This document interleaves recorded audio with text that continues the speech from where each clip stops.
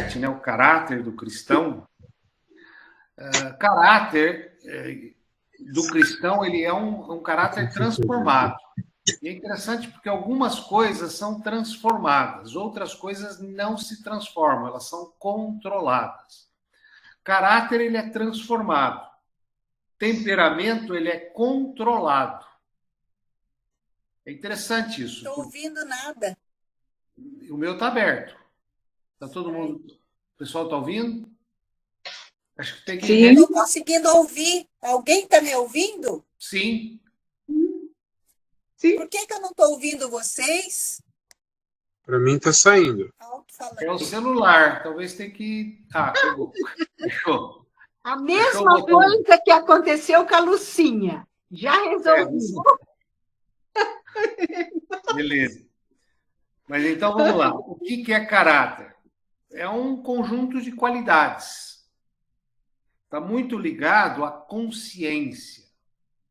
Na Bíblia diz que, por exemplo, a famosa pergunta, né? Quem que vai para o céu? Quem que é salvo? Porque nós estamos tratando aqui do caráter do cristão, né? E há uma frase que diz que vão ser julgados pela consciência, né? O famoso índio. E o índio? Vai para o céu ou para o inferno? Deus nos deu a consciência. Qualquer um sabe quando faz o certo e o errado. Por exemplo, uma criança de 2, 3 anos, ela mente. E ela sabe que mente. E ela sabe que está errado. Uma criança de 2, 3 anos vê um brinquedo que não é seu e ela fala assim, é meu. E ela sabe que não é dela. Ou ela fez alguma coisa errada e ela fala, não fui eu. Ela sabe que foi ela. Então, assim, a consciência é parte do nosso caráter. É o conjunto de qualidades e defeitos, o modo de ser, tá? E a conduta. A conduta moral ou imoral também é uma atividade ligada ao nosso caráter. Por isso que o tema é o caráter cristão. O caráter cristão é algo que é reconstruído em nós através do novo nascimento e é uma transformação de um homem mentiroso para um homem que fala a verdade, de um homem adúltero para um homem fiel. Um homem, eu estou falando de um ser humano. Então, assim, o que a gente percebe no caráter cristão, à medida que eu vou conhecendo a palavra, à medida que eu vou tendo intimidade com Deus, eu passo a ter um caráter modificado. Eu deixo certas práticas não por um controle forte, mas eu deixo elas porque Deus começa a habitar em mim. É diferente do temperamento.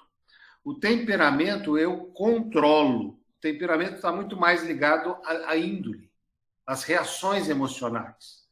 Por exemplo, uma pessoa nervosa, irritada, brava, ela aprende com o tempo de vida cristã a ter um controle, o que a gente chama de longanimidade, um ânimo longo, ou um domínio próprio das situações de raiva muito profunda.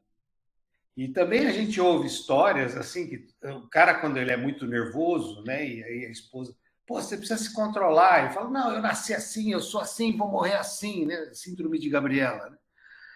E ele, na verdade, ele diz que não tem como controlar. E é uma mentira. E é uma mentira que ele quer acreditar, porque na verdade tem controle. Tanto tem controle que quando você está quebrando o pau, quase jogando um prato no teto, e toca a campainha e é o pastor, na hora a pessoa põe o prato na mesa, controla o nervosismo, é capaz de abrir a porta e ainda dar um sorriso para o pastor. Oi, pastor! Aí vai dizer que não tem controle, que é assim mesmo, que ele não vai mudar.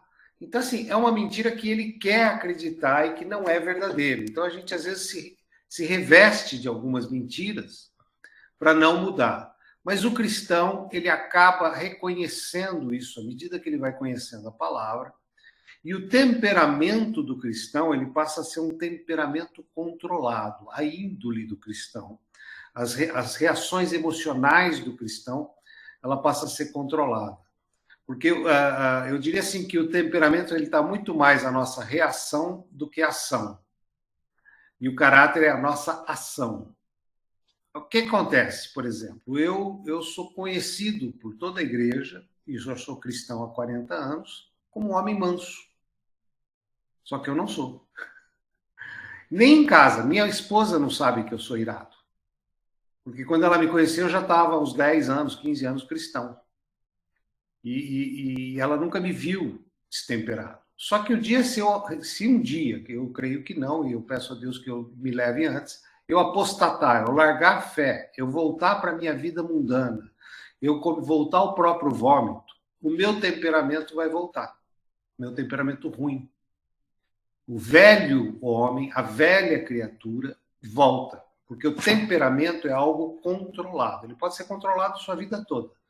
Mas se você sair da presença de Deus, se você voltar ao mundo, se você voltar às práticas mundanas, esse velho homem, ele também vai florescer novamente. Diferente do caráter. Pode ser que eu não minta mais, pode ser que eu não roube mais, pode ser que eu não traia mais, porque isso é caráter. Caráter é um conjunto de qualidades, caráter é a consciência. Consciência, que aí, no caso, também é o modo de ser, né? Como eu sou. É minha conduta moral. Então, assim, voltar a ser imoral é uma questão meio complicada. O temperamento já é um pouco mais diferente. E uma terceira questão que também modifica na vida do cristão, o texto é sobre caráter, mas é interessante falar sobre temperamento. E também nós estudamos sobre isso quando falamos da tricotomia, né? Dos temperamentos. E também falar da personalidade. Hoje, no mundo empresarial, existe o tal de persona, né? Então, na internet, você faz propaganda, você faz mídia e tal. Então, você tem que atingir a persona, quem você procura, qual é a persona que você está querendo atingir, e aí vai gerar leads e tal, dependendo da persona. Mas a personalidade é o personagem. É a pessoa, a minha aptidão, a minha conduta, a minha maneira de ser, o ator que eu represento. Esse é a minha personalidade. Então, também é algo que a gente, quando se converte, passa a deixar de ter múltiplas personalidades e ter uma só. A gente chamava, antigamente, a gente brincava muito, chamava que tinha muito crente que era agente secreto. O cara ia na igreja domingo e na segunda no trabalho ninguém sabia que ele era crente, porque ele morria de vergonha de falar que ele era crente. Então, assim, ele era uma pessoa na igreja, ele era outra pessoa no trabalho e uma outra pessoa na família. Ele tinha vários personagens ou várias personalidades. E a gente aprende na vida cristã que a gente passa a ser um só. Mais sincero, mais transparente, mais limpo, mais objetivo, porque a gente passa a agir da mesma forma na igreja, da mesma forma no trabalho, da mesma forma em casa. Isso é muito bom, porque isso chama integridade, o ser inteiro. E quando eu tenho múltiplas personalidades, eu sou fragmentado, eu sou uma pessoa misteriosa. Eu sou uma pessoa variável. Então, a nossa busca é ter esse caráter transformado, esse caráter de cristão. Esse caráter vai trazer controle e vai trazer um temperamento controlado e vai trazer uma personalidade íntegra. Muita loucura, né? Eu falei de caráter, de temperamento e de personalidade. Esse é o inteiro do ser humano. No final dessa lição, tem um livro lá que eles recomendam. Fala, recomendada a leitura do livro Integridade, que é ser inteiro. É um livro escrito pelo pastor Kelso e pastor Márcio, sobre a vida de Jó, muito interessante, e que ensina como nós, cristãos, precisamos dessa integridade, dessa inteireza. E a gente, quando olha, principalmente a sociedade agora, que está extremamente estremecida e altamente abalada, como ela está fragmentada. As pessoas emocionalmente estão fragmentadas, as famílias estão desestruturadas e a sociedade está pervertida. Então, assim, nós estamos muito perto de um caminho de Sodoma. Agora, Deus manda os cristãos, manda evangelizar, manda o ID, né, fazer discípulos, levar o evangelho para as pessoas, para que a gente seja luz no meio das trevas, para que o mundo ainda tenha esperança, para que o mundo ainda saiba que existe um jardim sem espinhos, que ainda nós somos as pessoas que devem irradiar dessa luz, trazer para as pessoas esta esperança da qual eles têm perdido, da qual eles têm sucumbido. E aí nós vamos tratar algumas questões que são diretamente ligadas ao nosso processo de transformação. Quais são os inimigos do cristão? Quais são as pessoas, as coisas que mais nos abatem? Tem 3 inimigos básicos, vocês vão ver aí. Um é o mundo, e eu diria que o mundo está diretamente relacionado à provação. O mundo é aquele que você é provado. Então, para quem não é deste mundo, no mundo eu sou provado. O segundo inimigo é o próprio diabo. O diabo, ele atua na minha vida no processo de tentação. Então, o diabo é aquele que vai me tentar. Ele vai formar armadilhas para eu cair. Ele vai me provocar. E o terceiro inimigo do homem é a carne, a natureza humana. E esse ele é testado pela tribulação. Ah, todos nós estamos passando por tribulação? Que bênção! Vocês já pensaram que tribulação pode ser bênção? A Bíblia diz que a tribulação produz perseverança, graça e amor. Então, assim, a tribulação é bênção. Então, nós temos os 3 inimigos: o mundo, o diabo e a carne. A carne, eu diria que é a minha natureza, o eu mesmo. Eu sou a minha carne, né? Então, desses 3, a Mário Samuel não vale. Qual é o pior deles para vocês? Eu não sei, mas eu sei qual é o pior deles para mim.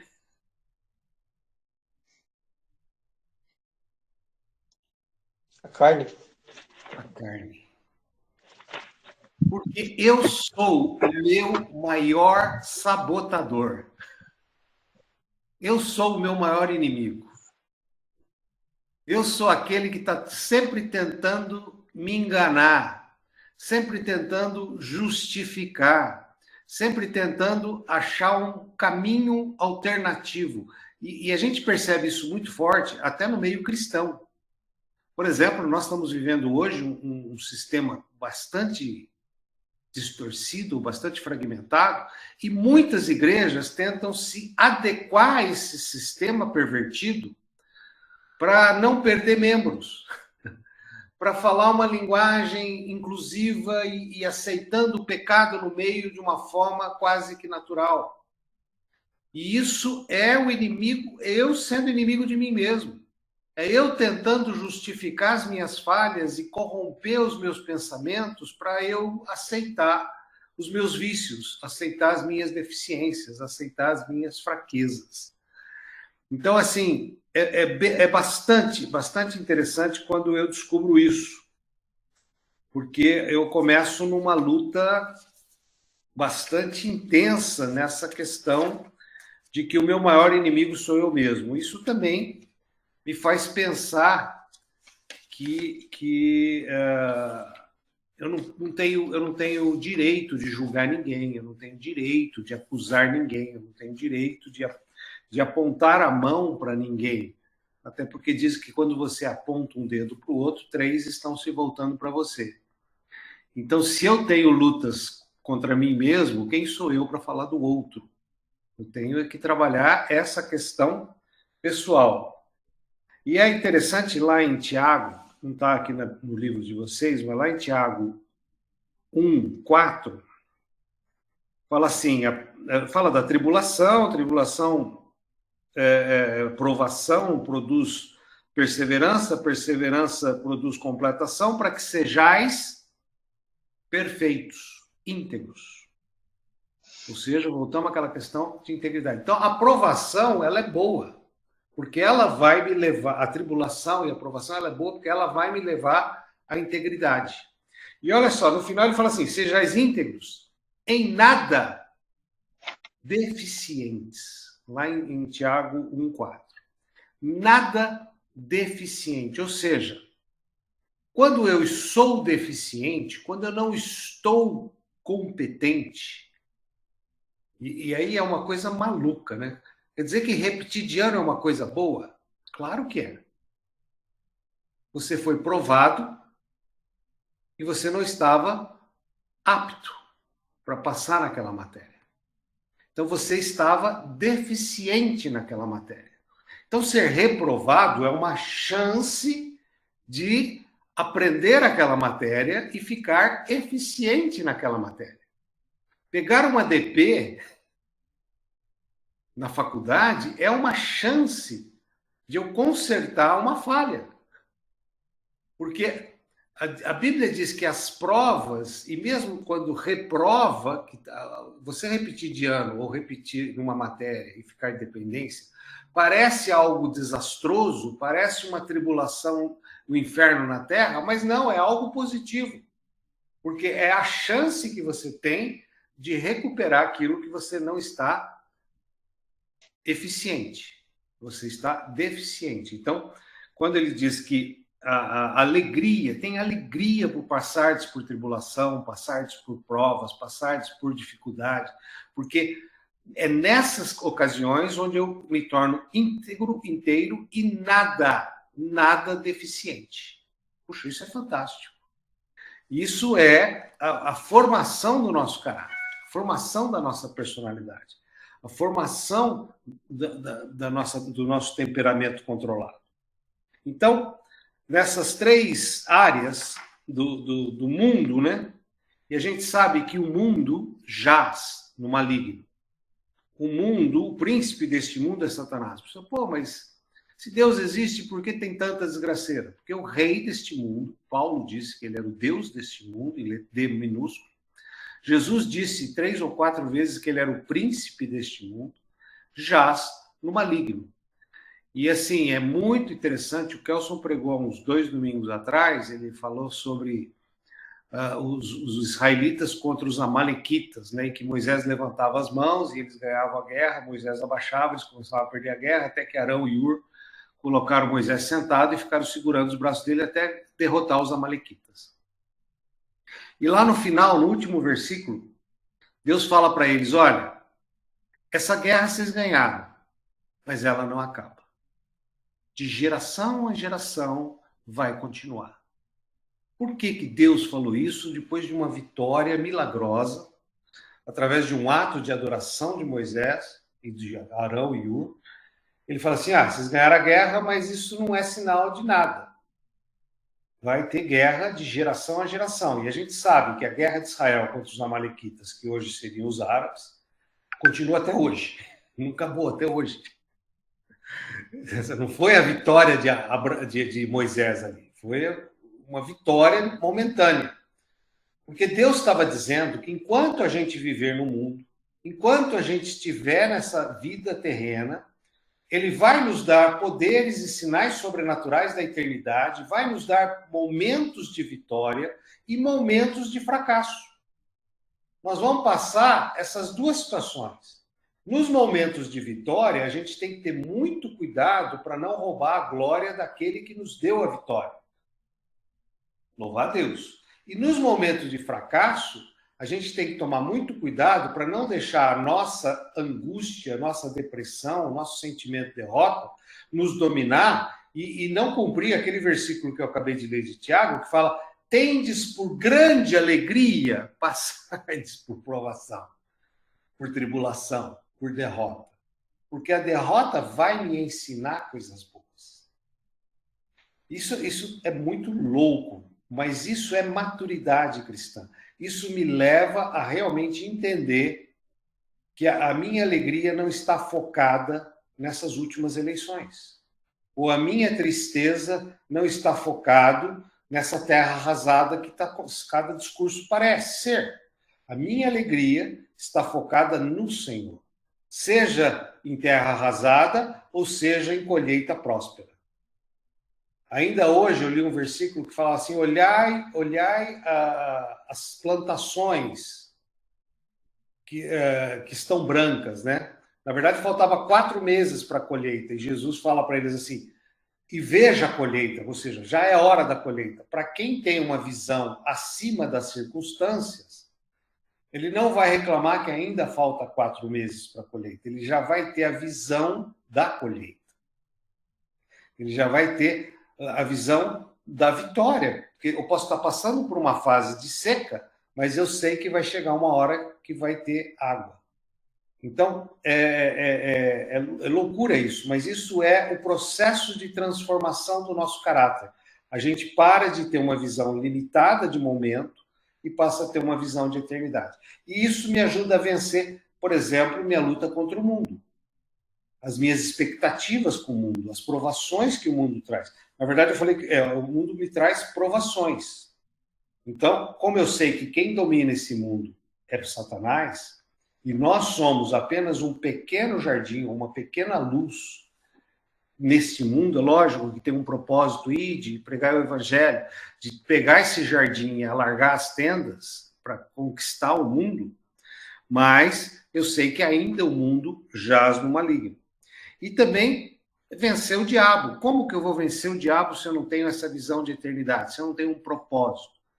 Vencer o diabo pelo meu controle próprio, numa tentação, é quase que um sinal de fracasso. Eu conheço um pastor e ele tinha um problema sério de descontrole emocional, principalmente na direção, principalmente dirigindo o carro. Ele não suportava alguém que dirige mal na frente dele, ou alguém fechar, ou alguém... Até aqueles caras que param 10 metros do semáforo para ficar na sombra, ele ficava nervoso. Ele ficava irritado com aquilo. E aí ele fez um propósito. Falou: Deus, eu não vou mais brigar, eu não vou mais me irritar, eu vou me controlar. E aí ele ficou um dia inteiro orando e clamando, e chegou no fim do dia, falou: puxa vida, hoje eu não briguei com ninguém, hoje eu não reclamei, glória a Deus, Deus me deu controle, me deu paz. Chegou no dia seguinte de novo, ele falou: não, hoje eu não vou brigar. Bom, terceiro dia, ele estava com uma úlcera. Ou uma gastrite, alguma coisa assim, porque ele foi descarregar toda a raiva dele em algum lugar e foi na própria saúde, no próprio corpo. Então, assim, o nosso domínio, ele não depende do nosso esforço, ele depende da graça de Deus. Então, quando a gente luta contra o mundo, a gente não foca nos resultados imediatos.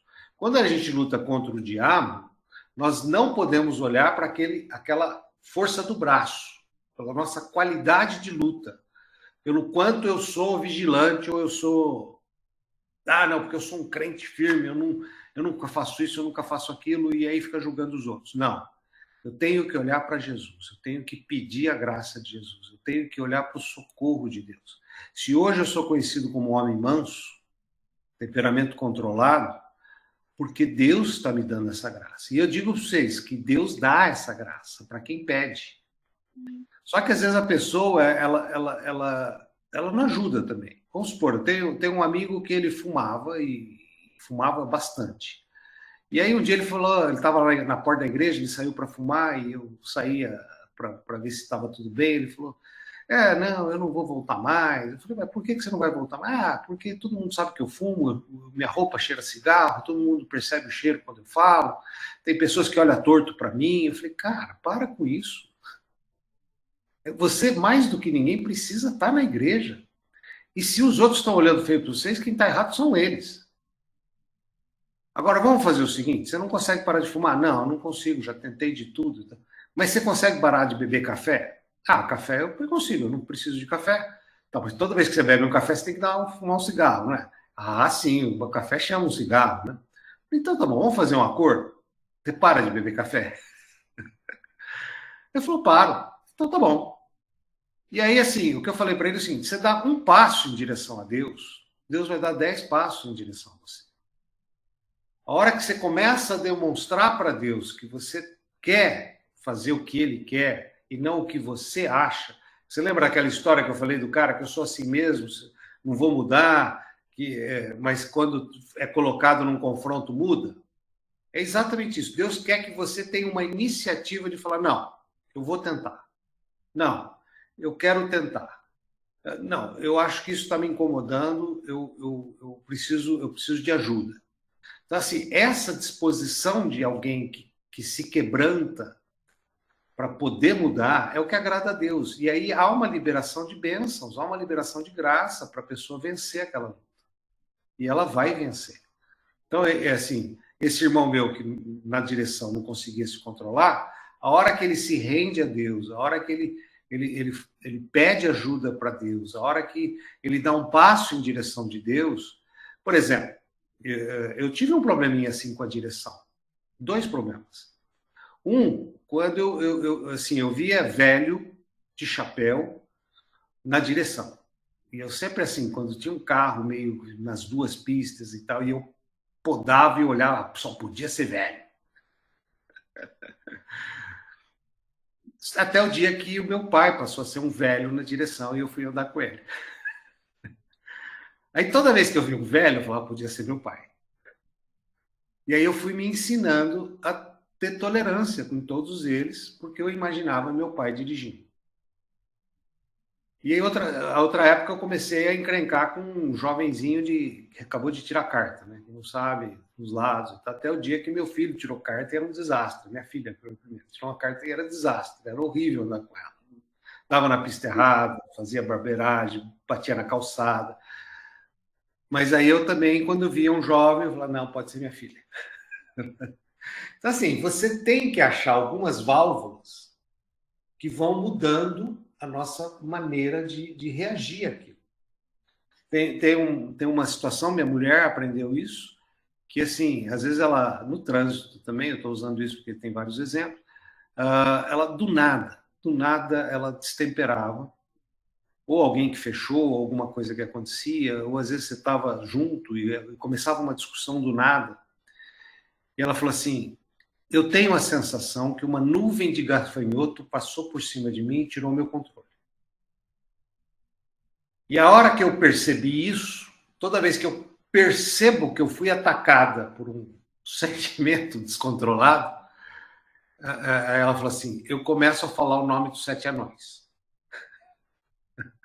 Aí, até terminar o 7º anão, aquela nuvem foi embora. Então, assim, são dicas, mas assim, isso significa o quê? Dá um passo em direção a Deus, Deus vai dar 7 passos em direção a você. E você vai começar a ver que vencer essas provações, essas tentações do diabo, ficam mais fáceis, porque Deus vai começar a te ajudar. E a carne, que é aquele pior, que é a tribulação, tá? Que é onde a gente tem a nossa maior fraqueza, né? Também pode ser vencida pela misericórdia de Deus, pela graça de Deus, pelo poder de Deus, e ela que nos capacita a isso. Tá? Então, aí vocês depois dão uma lida em casa com mais carinho, né? O que mais ajuda a gente a vencer a carne está ali lá no final da página 48, onde está escrito carne, né? Na prática, só podemos vencer o mal com o bem e com a ajuda do Espírito Santo. Ou seja, para a gente vencer o mal com o bem, o nosso alimento tem que ser a palavra de Deus. A nossa comida tem que ser a palavra de Deus. Então, a melhor maneira de a gente vencer as nossas fraquezas é a gente lendo a palavra. Por exemplo, teve uma época que um parente nosso resolveu largar o casamento e ele não tinha largado o casamento, ele estava querendo largar o casamento, mas ele já estava em adultério. Aí a Silvia mandou uma cartinha para ele, e ele ligou para ela muito bravo: muito dura essa sua carta, muito pesada. E ela não tinha escrito nada do que ela achava, ela só mandou uma porção de versículos sobre adultério. Aí ela falou assim: olha, se você achou a carta dura, você não tem que reclamar para mim, você tem que reclamar para o autor, porque eu só copiei o que está escrito na Bíblia. Eu não inventei nada do que está escrito aí. O que eu fiz foi escrever o que está escrito. Então, se você não gostou, vai lá para o cara que escreveu e reclama com ele. Aí ele ficou todo sem jeito, porque, na verdade, o nosso alimento tem que ser a palavra. Nossa vida, para ser transformada, a gente tem que internizar as verdades de Deus, ou as leis de Deus, os princípios de Deus. E aí nós vamos poder vencer essa batalha que é muito cruel, e ela é muito difícil. Lá nas primeiras lições, a gente entendeu que a conversão não é uma transformação imediata, é um processo. E essas 3 áreas são os processos que a gente tem que fazer. E aí você vai ver no item 4, que é uma renovação contínua. Ela não termina. Eu estou há 40 anos no Evangelho e ela não terminou ainda. Tem muita coisa para resolver. Para eu tentar.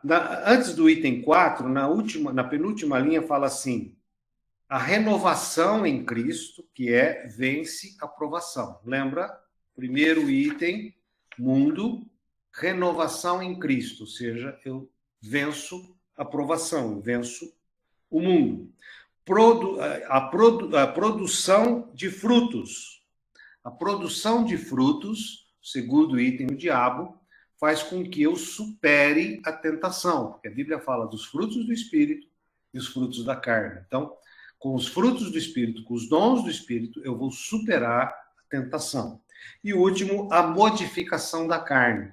A modificação da carne, ela vai dizer que a minha carne não vai se abater mais diante da tribulação. Eu não vou mais ficar acabrunhado ou paralisado diante das dificuldades, diante das situações difíceis do dia a dia, diante de uma enfermidade, de uma dívida, de todas as situações que a gente enfrenta, familiar, pessoal e social.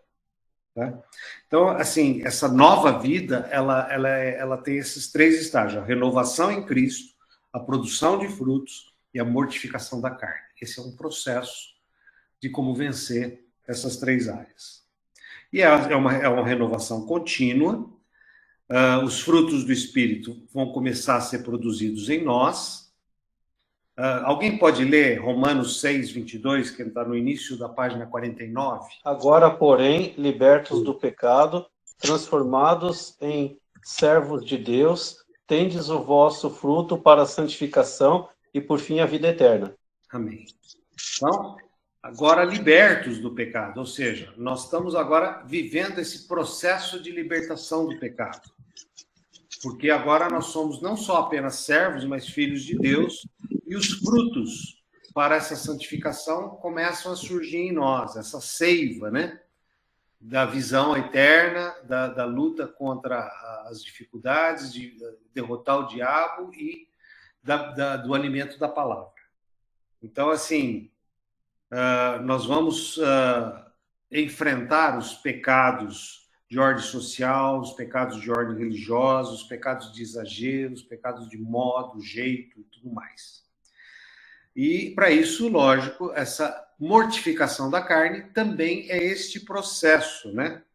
Nós nascemos de novo, teoricamente, para viver segundo o Espírito e morrer para a carne. Por isso que fala: carregue a sua cruz e siga-me. A cruz aí, nesse caso, significa nós morrermos para a carne e vivermos para Cristo. Às vezes eu oro de um jeito que as pessoas se escandalizam, mas dependendo da presença do Espírito, eu começo a orar para Deus e falo: mate-me, mate-me, mate-me na carne e vivifica-me no Espírito.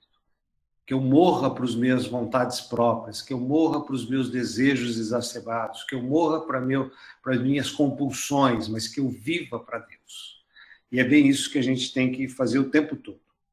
Aqui nos relacionamentos, nesse capítulo 3 de Colossenses, é um capítulo inteiro.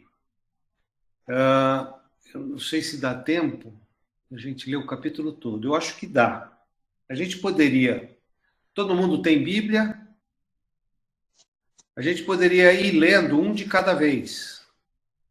Se, pois, fosses ressuscitados juntamente com Cristo, buscai as coisas que são de cima, onde Cristo está sentado à destra de Deus.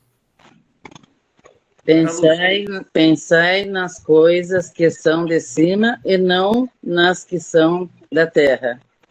Pois vocês morreram e agora a sua vida está escondida com Cristo em Deus. Quando Cristo, que é a nossa vida, se manifestar, então vós também sereis manifestados com Ele em glória. Aqui no livro de vocês fala assim, esses 4 versículos, né? União com Cristo glorificado, que é Deus, né? Então ele está falando do nosso relacionamento com Deus.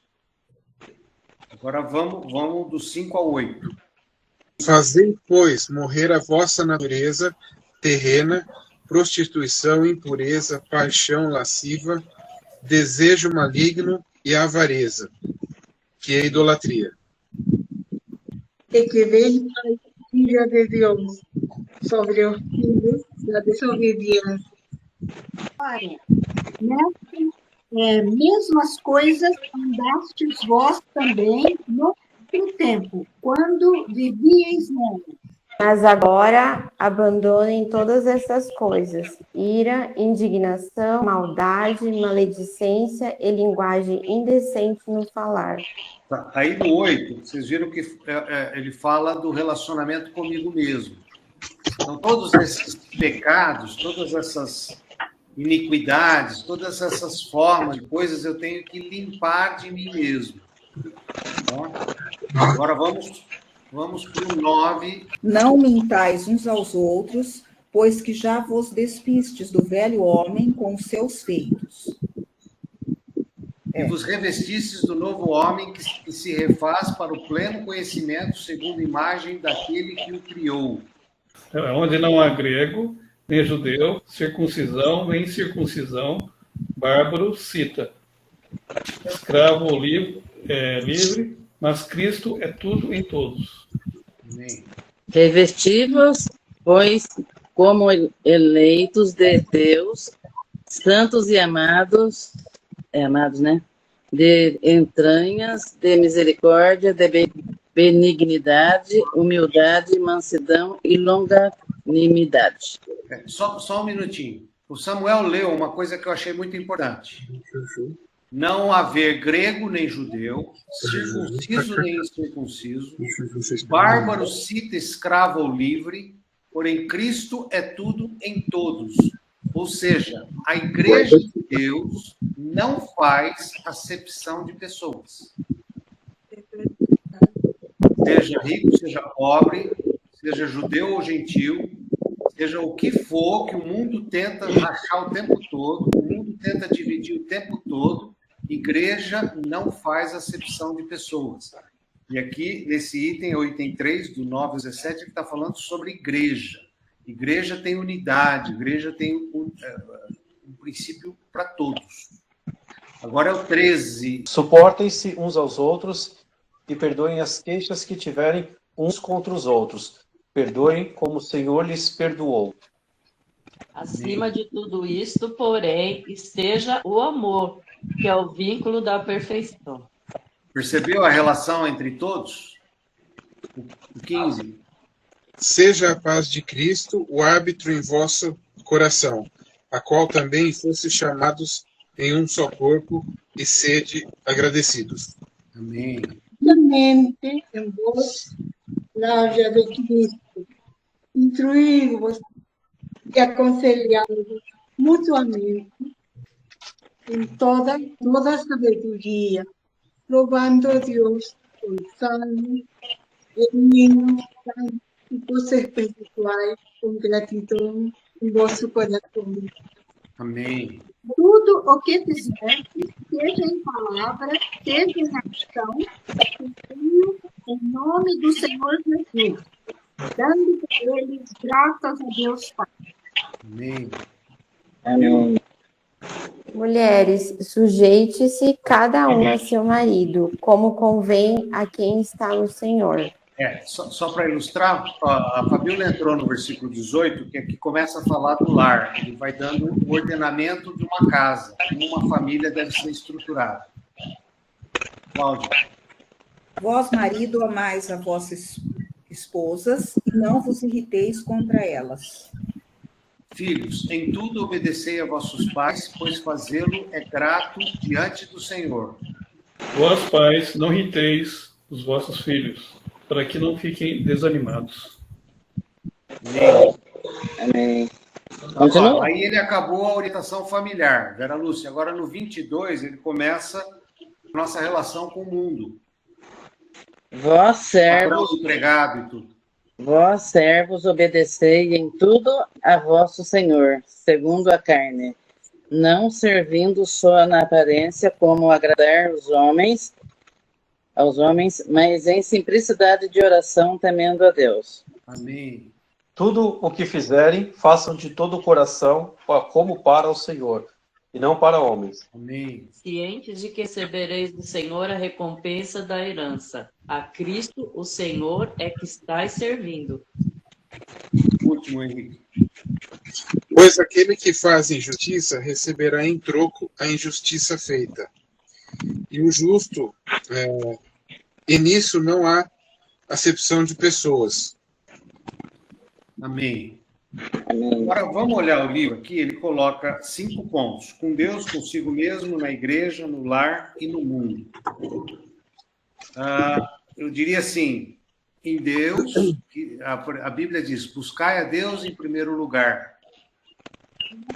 Tá? Então, assim, a nossa prioridade no relacionamento entre os cristãos seria, em primeiro lugar, a Deus.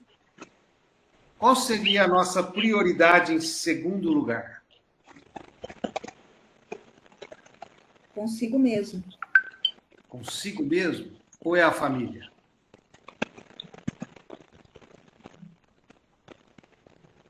Tá certo, é a família. Eu estou seguindo o livro aqui, falei.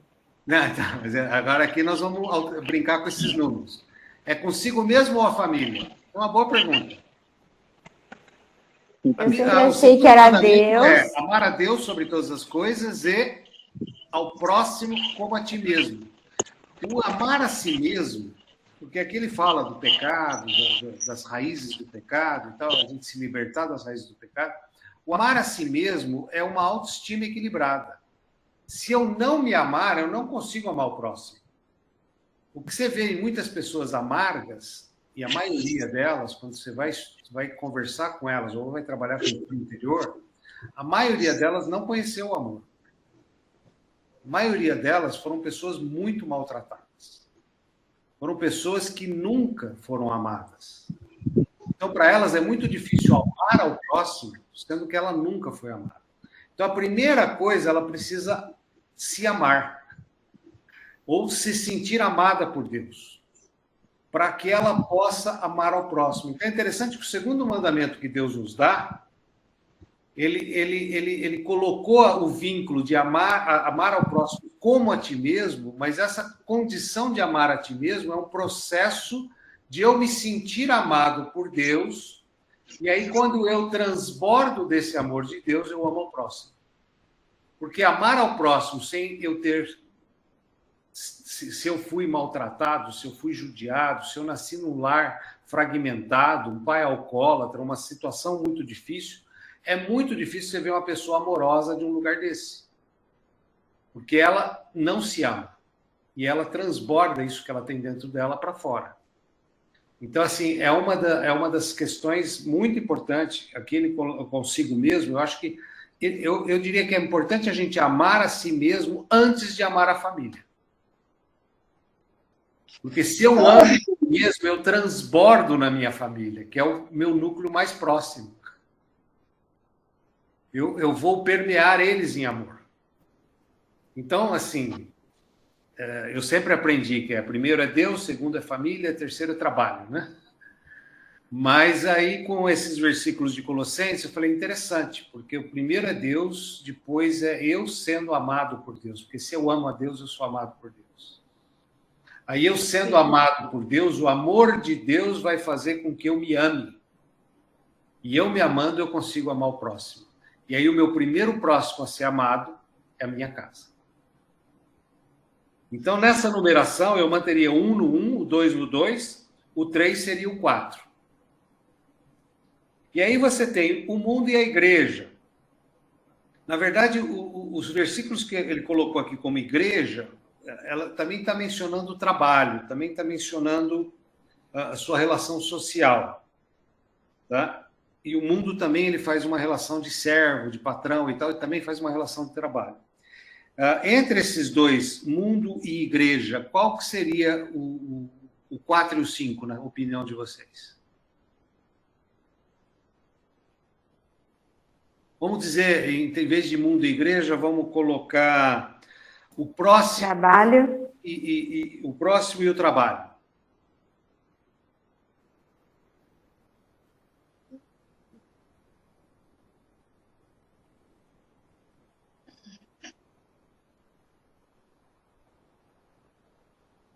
Pastor, dá para repetir qual que seria a pergunta para responder com essas duas opções? Nós fizemos Deus em primeiro, consigo mesmo em segundo e o lar em terceiro. Ok. Quem Aí entraria a em igreja, quarto e quinto? que seria o próximo, Ok. próximo amigo, o próximo da minha sociedade, ou o mundo, que seria meu trabalho. Assim, olhando do ponto de vista da salvação, eu acho que seria o mundo, né? Para a gente tentar O mundo resgatar... seria o 4 e o próximo seria o 5. Eu estou achando assim, que exatamente. Porque a igreja, é que tem um verso na palavra que fala assim, fazei bem primeiramente aos da família da fé. E aí não sei se está querendo dizer isso no lugar do mundo. Aqui não, tem a igreja, aqui na parte de ensino, né? Pois é. Eu estou achando que seria o mundo e, em último lugar, a igreja. Tá, a opinião dos outros? Gente, não, fica tranquilo, não tem resposta certa, tá? É a melhor saída. Eu fico confusa porque no trabalho, na igreja, no lar, tem próximo também. Perfeito. O trabalho é o próximo. Eu acho que você tem que ser equilibrado, você tem que ter um respaldo, uma base como igreja, para você atuar no mundo. Então, para mim, a igreja é antes. Eu também acho, eu sigo a linha de raciocínio de que é quem está mais próximo, né? Então, vem Deus, eu, e vem a minha família, que é quem está mais próximo, né? Meus filhos, meu marido.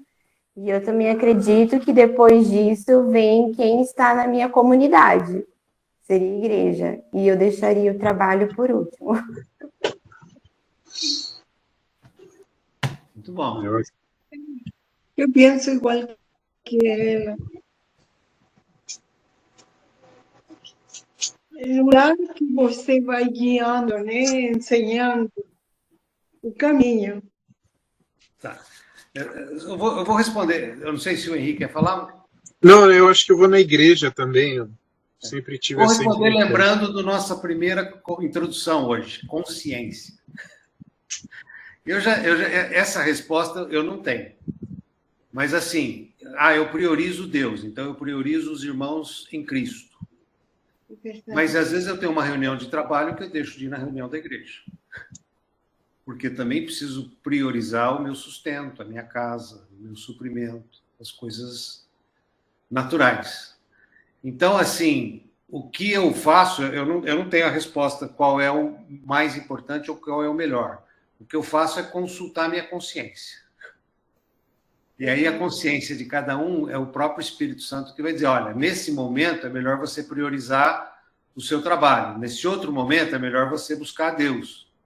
Porque a gente tem situações assim, por exemplo, nós temos esse estudo. Aí o cara não vem porque está com sono. Está errado. Não, ele não veio porque ele tinha uma reunião que não dava para ser adiada de trabalho e que era importante porque ele tinha ali um novo contato que poderia gerar um novo negócio. Aí está justificado. Então, assim, na verdade, nós temos que sempre consultar a consciência, porque a gente vai viver esse conflito muitas vezes. Eu, por exemplo, eu marquei no final do ano passado de pregar lá em São Paulo, na igreja do Zezinho, e no dia, assim, na madrugada do dia, morreu minha mãe. Aí eu fiquei pensando, não, mas o enterro só vai ser amanhã, eu vou pregar lá e de lá eu já vou para Marília e vou para o enterro. Aí eu falei, não, tá errado. Liguei para o Zezinho e falei, ó, Zezinho, eu sei que você divulgou, fez publicidade, que o pessoal está esperando, mas não vou. Morreu minha mãe. E é 400 quilômetros daqui e tal. Assim, mas eu confesso que eu comecei a ficar em dúvida. Se eu devia ir pregar e de lá eu ir direto para Marília, chegar em Marília às 3 da manhã, e daí a pegar um funeral, só era acho que lá às 11, 1 da tarde. Mas, assim, é um conflito. E é um conflito exatamente dessa pergunta: qual é a prioridade? Qual é a motivação, né, pastor? E aí, no fim, eu cheguei à conclusão que era melhor eu não pregar, eu ir mais tranquilo, dormir à noite, ir para o enterro mais tranquilo, e o Zezinho se virasse. E, de fato, ele se virou, eu estou indo domingo agora, depois de um mês. Mas eu acho que dessa vez eu não vou falhar. Mas você percebe que, assim, é uma dúvida que a gente vai ter a vida toda. Mas a gente tem que estar sensível ao Espírito Santo. Todos vocês responderam correto. Porque vocês responderam aquilo que está no coração de vocês. E eu acho que não tem resposta certa para esses 2 itens. Eu fiz isso mais como provocação, porque aqui ele faz uma análise do capítulo. E o capítulo, ele dá esse ordenamento do lar, nossa relação como patrão e empregado, a nossa vida santificada, o nosso relacionamento com Deus. Então, assim, é muito bom esse capítulo. E eu bati um pouco nele porque eu achei que valia a pena. E dando uma acelerada bem pesada aqui, porque eu passei da hora, a gente ficou nessa divagação. Lá na luta cristã, de novo, a gente repete tudo aquilo que a gente falou, que é a provação, que é o mundo, pois a tentação, que é o diabo, e a tribulação, que é a minha carne, o eu mesmo. Então, de novo, ele retoma todo o assunto. A gente tem que guardar os mandamentos e tudo mais. E o que eu acho mais importante disso tudo é a gente ter a nossa identidade de filho. Porque o que ajuda a gente a ter interesse é quando a gente consegue entrar na intimidade com Deus e ter a nossa identidade. E aí, com a nossa identidade clara, que nós somos filhos de Deus, à medida que eu me relaciono com Deus, que eu sou amado por Deus, e que Deus, ele me ama, independente das minhas falhas, ele me carrega no colo, ele me alimenta, ele me protege, ele me sustenta, eu passo a ter aquilo que talvez a minha família natural não deu, ou talvez o mundo não me deu, e nem minha profissão acabou me dando, eu passo a ter uma serenidade que eu não preciso mais provar nada para ninguém, que eu não preciso mais justificar meus erros, eu não preciso mais jogar a culpa nos outros. Eu passo a ser mais íntegro, mais livre, porque eu sei que Deus me ama, então eu não preciso mais precisar de elogio para saber que eu sou bom, eu não preciso mais de reconhecimento para que eu possa fazer. Se eu pisei na bola, eu não preciso ficar explicando. Não, errei, acabou. Isso vem pela identidade que é gerada em mim, através de Deus Pai e o relacionamento íntimo com Deus. E aí sim, eu passo a ser luz e sal no mundo, eu passo a iluminar esse mundo em trevas, eu passo a influenciar o mundo. E aí o meu testemunho pessoal, eu vou levar o meu testemunho pessoal, as pessoas vão ver essa luz em mim e elas vão querer isso.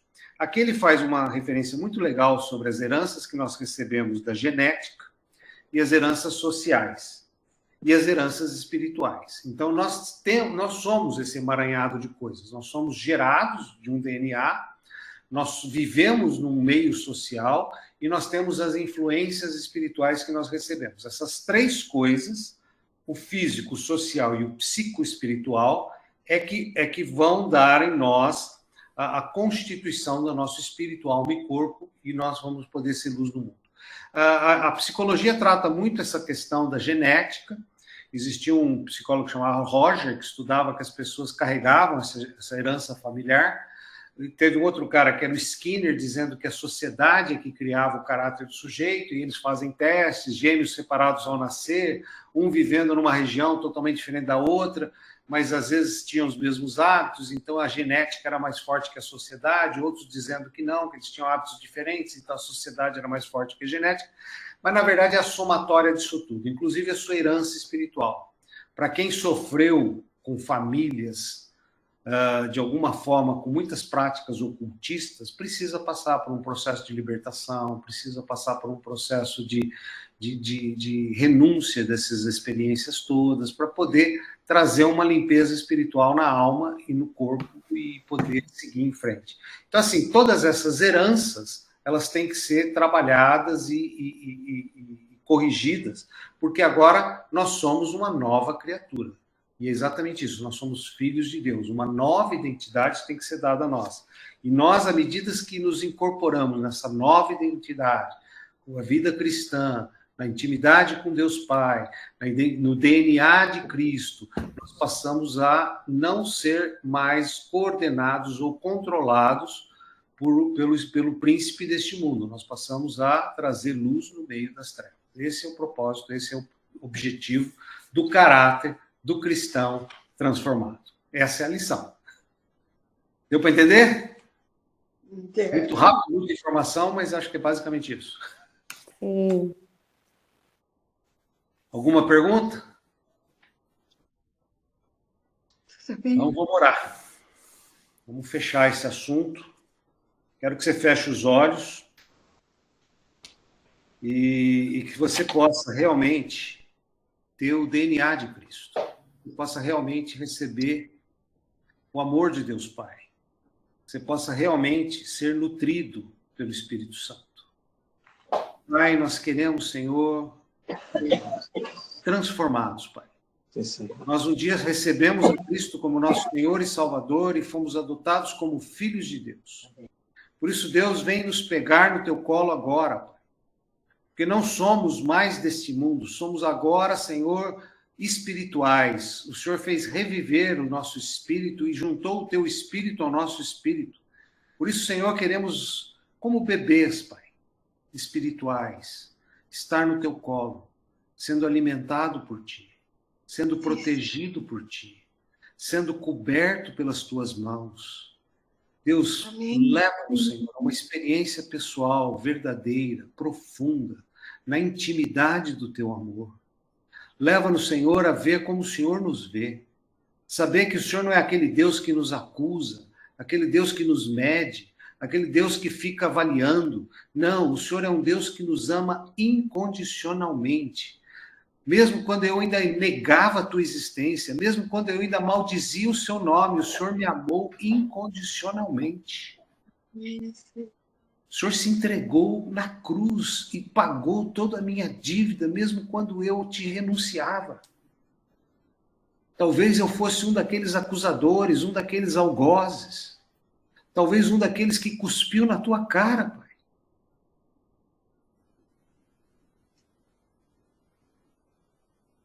E tudo que o Senhor tem para me dar é um colo.